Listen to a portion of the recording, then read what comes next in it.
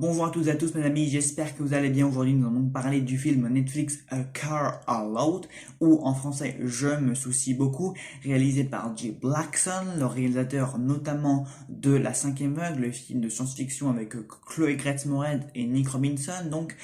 Au casting nous retrouvons donc Rosamund Pike dans le rôle de Maria Grayson, Eiza Gonzalez dans le rôle de Franz, donc la petite amie de Marla, Diana West dans le rôle de la victime de Marla, je vous expliquerai ça après, et Peter Dinklage, donc celui qui va tenter de nuire à Marla. Et donc de quoi ça parle ce film? Marla Grayson est une tutrice réputée spécialisée auprès d'individus âgés riches. Aux dépens de ces derniers, elle mène une vie de luxe. Mais sa prochaine victime s'avère avoir de dangereux secrets. Marla va devoir utiliser son esprit et sa ruse si elle souhaite rester en vie. Eh bien, franchement, j'ai été très étonnamment surpris, mais en bien, par ce film, parce que j'en avais pas du tout entendu parler, voilà, je savais pas du tout ce que ça valait, j'avais vu aucune bande-annonce, je ne connaissais pas du tout l'histoire, et je me suis engagé un peu dans ce film en total à l'aveugle.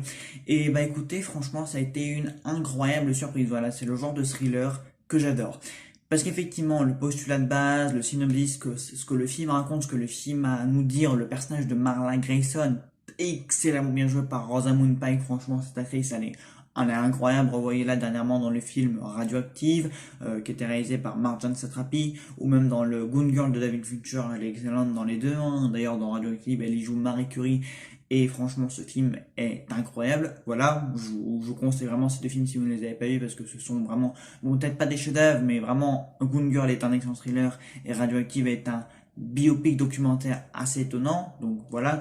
Et Rosamund Pike, franchement, dans le rôle de Maria Grayson, je ne sais pas si ce personnage a vraiment existé, je ne pense pas, mais vraiment c'est un rôle qu'il veut tailler sur mesure, voilà. Donc c'est une escroc qui se fait de l'argent, qui vit dans le luxe sur le dos des pauvres. C'est un rôle horrible, c'est un personnage horrible, c'est le genre de personnage qu'on adore détester parce qu'elle le joue très bien. Son personnage est détestable, est haïssable, mais elle le joue si bien, voilà. C'est un personnage, c'est un rôle qui lui est taillé sur mesure tellement, voilà, avec sa coupe au carré, avec son regard un peu qui tue, avec son faux sourire, son sourire un peu faussé. Voilà, franchement, elle aide les personnages âgés, mais c'est une véritable arnaqueuse, une escroc. Et franchement, quand on voit dans le film jusqu'où elle va aller, ses actes pour qu'elle puisse gagner, parce qu'elle ne perd jamais. Voilà, c'est une femme qui ne recule devant rien, qui n'a peur de rien. Franchement, son rôle est incroyable et c'est le gros atout du film, déjà. Et c'est vrai que son personnage du début à la fin est détestable, mais qu'est-ce qu'elle le joue bien, voilà. En fait, disons qu'à la fois, on a un peu peur pour elle parce que au fil de l'histoire, son intrigue avance, elle a un narratif et on voit qu'elle est vraiment prête à tout pour parvenir à ses fins. Et malgré donc les multiples obstacles qu'elle va rencontrer sur son chemin, et ben elle ne va reculer devant rien, elle va toujours se relever pour frapper encore plus fort. Je sais pas si vous connaissez d'ailleurs le film Prêt à tout, qui est réalisé par Gus Van Sant avec Nicole Kidman, Max Dion et Joaquin Phoenix, avec Nicole Kidman d'ailleurs.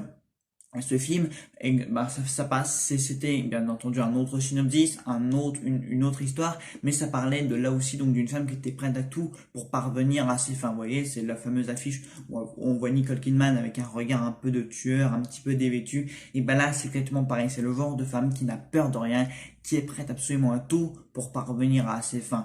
Et bah c'est vraiment le personnage de Marla Grayson qui est une tutelle un peu aux personnes âgées et qui pense avoir saisi la proie parfaite. Voilà, une proie qui n'a enfin une personne âgée qui en apparence est riche, est clean, qui n'a aucun problème, qui n'a apparemment pas de famille, sauf que Marla Grayson ne sait pas dans quoi elle s'est engagée et l'histoire en fait ne va pas cesser de nous surprendre. Voilà, ça va s'embarquer un peu dans des sous-intrigues très compliquées pour Marla. C'est un film, voilà, qui prend son temps pour installer son contexte, pour nous présenter la personne, donc qui est Marla, ce qu'elle fait, comment elle procède.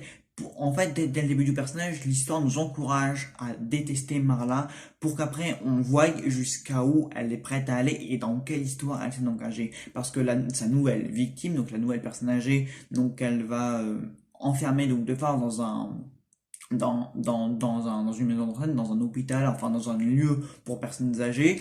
Et ben en fait, ben disons que c'est cette personne-là cache en vérité des secrets que Marla ne redoutait pas. Et c'est c'est ce que l'histoire, c'est ce que le film va nous raconter, dans quoi elle s'est engagée, donc qui est sa nouvelle victime et qui vont être les gens qui vont se mettre sur sa route, qui vont être ses nouveaux obstacles. Et c'est là que va intervenir le personnage de Peter Dinklage. Franchement, Peter Dinklage, quel acteur fabuleux, il est crédible, il est charismatique, c'est un autre point fort. De toute façon, le duo Dinklage Pike ou Pike Dinklage comme vous préférez, voilà, ils vont se faire face à face plusieurs fois dans le film, mais franchement le charisme des deux, le charisme masculin de l'un et le charisme féminin donc de notre actrice principale, franchement juste pour le film, regardez-le juste pour ces deux-là, regardez le film parce que voilà, ils jouent très bien, ils sont très crédibles dans le rôle, ils se donnent à fond. Voilà, Peter Dinklage, on pourrait penser que voilà, depuis qu'il a fait Tyrion, c'est plus vraiment un acteur, mais justement, voilà, c'est plus du tout Tyrion, le Tyrion Lannister qu'on a connu dans Game of Thrones.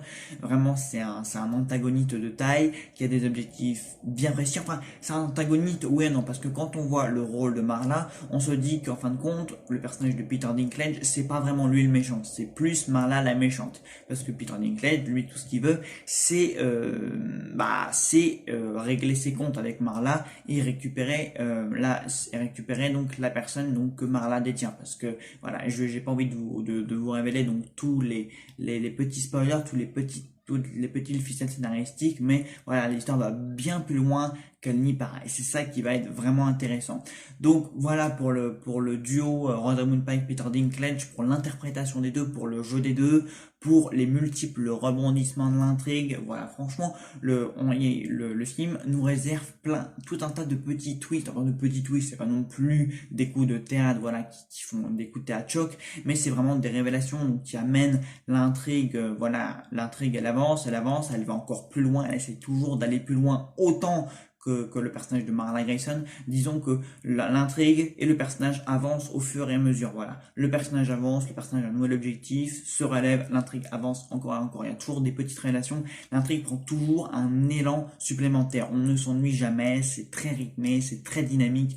Donc franchement, je vous conseille vraiment le film parce que c'est pas un film facile. Voilà, c'est un film qui est très sévère avec les personnes âgées parce que le message quand même de fond, voilà, une personne qui vit sur le dos des personnes âgées, voilà, une arnaqueuse, une escroc qui est vraiment détestable, voilà ce qu'elle fait au début à un monsieur qui veut voir sa mère, c'est complètement horrible, voilà, c'est un personnage horrible, c'est un film qui est horrible, ce que le film propose, c'est horrible, mais au fond c'est... Voilà, c'est un film génial parce que même si le propos de fond est horrible et que le personnage principal est horrible, au fond tout dans le film est assez horrible.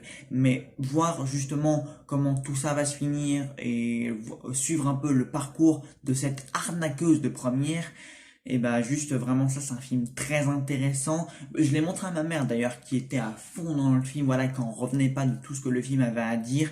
Mais vraiment juste pour nos deux acteurs principaux, regardez-le. Donc c'est vraiment deux gros points positifs en dehors, voilà, de l'intrigue. Il y a plein de choses à dire, à proposer, des petits rebondissements du personnage principal qui est juste incroyable. Vraiment, Rosamund Pike, c'est vraiment une actrice juste génialissime. Sa performance est bluffante. Bon, c'est pas non plus une performance à Oscar, à récompense, mais vraiment, elle apporte beaucoup au film. Voilà, elle tient le film sur ses épaules. Deuxième point positif, donc la relation entre Marla Grayson et Frank. Donc c'est sa petite amie parce que oui, Marla Grayson dans le film, enfin Rosamund Pike dans le film est gay, est homosexuelle, est lesbienne, enfin comme vous voulez. Et donc elle entretient une relation avec sa petite amie qui est aussi sa complice, voilà, qui l'aide dans ses affaires. Et la relation entre les deux est très forte. Voilà, enfin je veux dire leur relation homosexuelle n'est pas au cœur du film. C'est une petite intrigue. On voit, c'est montré, ils s'embrassent, ils se font des câlins. Enfin je veux dire c'est dit, c'est explicitement dit, mais enfin je veux dire c'est pas une relation qui est au cœur du film, mais c'est une relation qui marche très bien et ça ça va justement être un point fort parce qu'on voit que les deux sont quand même unis, qu'elles sont ensemble, qu'elles traversent les épreuves ensemble, qu'elles s'entraident, que l'une soutient l'autre et inversement, et justement cette relation va nous amener à avoir de la compassion pour Marla vers la fin du film. Je ne vous en dis pas plus, mais il y a la fin d'ailleurs, c'est très très bien joué parce qu'on ne s'y attend pas du tout. Voilà, ça arrive comme ça, presque comme un cheveu sur la soupe, mais disons que la fin est à la fois jouissif, bien joué et inattendu. Voilà, c'est trois adjectifs pour décrire la fin. Je ne vous en dis pas plus parce que vraiment la fin, tu te dis, ah ouais, t'es surpris, mais tu te dis, ah bah ok, ça intervient rapidement,